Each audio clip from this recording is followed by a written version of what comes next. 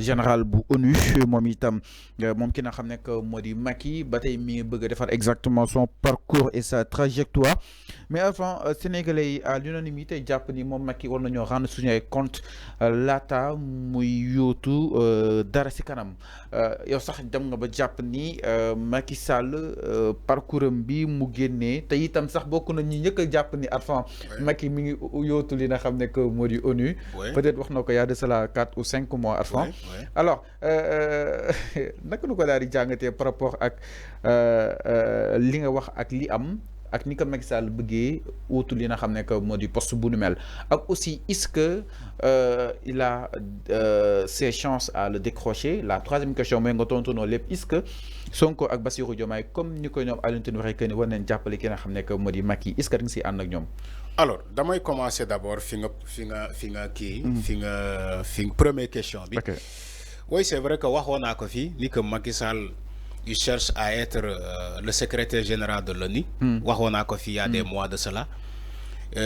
waxoon naa fii aussi ici ni que Macky Sall balaa muy dem di chercher du refus au niveau de l'ONU, il doit d'abord rendre des comptes à ce pays. Il a dirigé ce pays pendant 12 ans. Il a dirigé le Sénégal pendant 12 ans.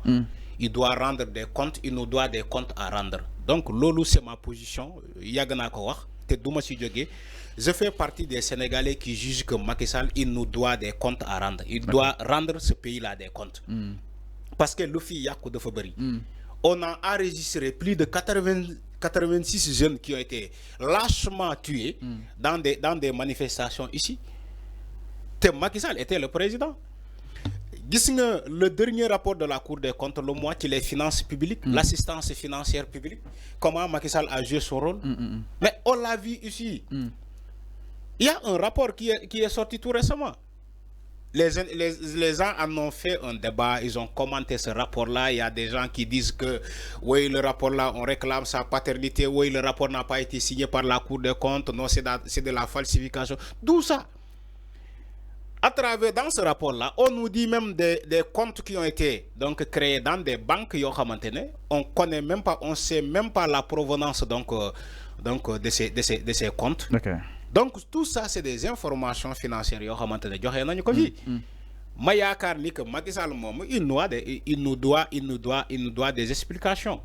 Man mako wax fi.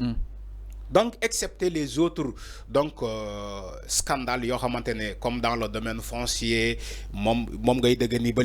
les lettres de créance, les lettres de confort, les lettres attribuées à des tiers, donc des sociétés écrans, des sociétés le domaine foncier ou bien le patrimoine bâti et non bâti de l'État. On a vendu tout presque dans ce pays. Tout a été vendu. Maintenant, tout a été vendu dans ce pays. Oui, même même la résidence du président de l'Assemblée nationale. Aussi les résidences des ministres à Ngor Almadi. Te Ablawa de créer un coffee pour logement ministériel accueilli. Donc, pour dire vrai. Donc, Macky parcours, ses chances sont minimes. Non, voilà, moi, qui ses chances. Tout ça, Mayaka, ni que Macky Sall, voilà, moi, dem dougal bopam ci l'ONU. Il faut que nous rendre des comptes à ce pays. Moi, je ne suis pas le seul. Il y a beaucoup de Sénégalais qui pensent ainsi, comme moi. Alors, si moi, ci l'ONU, Macky Sall, il cherche un refus au niveau de l'ONU. Quand je dis un refus, parce que toutefois, si vous êtes secrétaire général de l'ONU, l'État du Sénégal ne va pas le poursuivre. Pas encore à travers son exercice ou bien sa fonction. Donc, poursuivre. Alors, moi, je suis ONU, secrétaire général de l'ONU.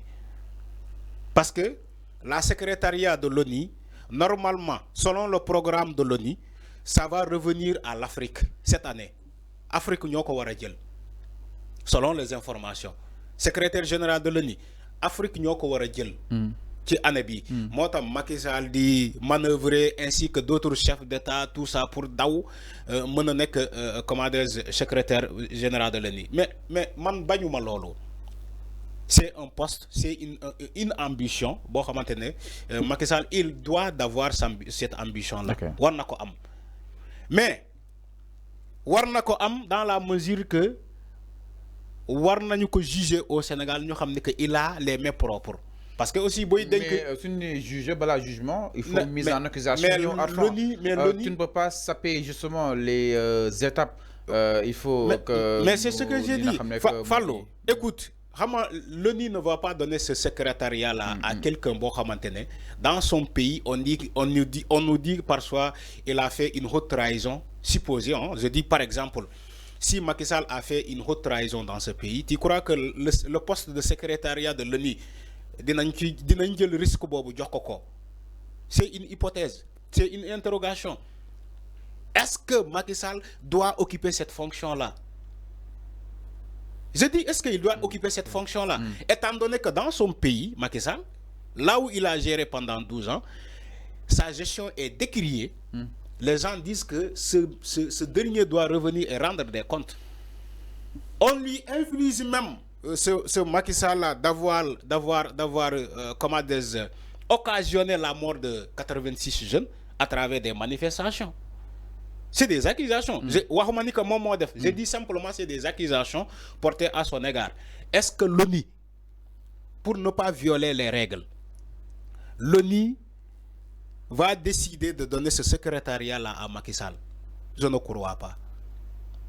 Même si les Alioune-Tine, non, Alioune-Tine, toutefois Macky Sall bu déclaré ni que mom dafa bëgg yottu donc secrétariat la bob nako Diomaye ak Sonko jappalé. C'est pas, je suis d'accord. Un État peut soutenir son fils parce que dafa bëgg concourir à un poste international. Ñu jappalé ko ci lolu. Mais attention, c'est pas comme ça qu'on aide quelqu'un bo xamantene franchement xawma ndax ni ko war nañu ko jappalé wara ou pas. Okay. Mais il faut que ce Macky Sall déclare d'abord officiellement sa candidature. Est-ce qu'il a déclaré officiellement sa candidature? Je ne crois pas. C'est ce que Alioune même attend de lui. Il y a des spéculations comme quoi que Macky Sall, il veut être secrétaire général de l'ONU. D'accord. Ça peut être des informations vraies qui ont fuité sur sa propre bouche. Mais est-ce qu'il a déclaré officiellement Macky Sall à Diomaye? Je veux être secrétaire général de l'ONU, en tant que président actuel en exercice du Sénégal, ou bien le premier ministre du Sénégal, l'ensemble du gouvernement du Sénégal, je veux que vous me souteniez dans cet exercice. Est-ce que Macky Sall l'a déclaré? Avant que Alioune-Tine dise que non, je suggère au président de la République Bassirou Diomaye Faye et son premier ministre d'aller aider.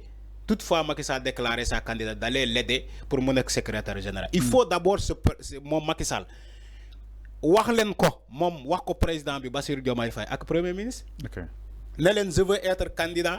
Je déclare officiellement ma candidature. Te bëgg na ngeen jappalé ma.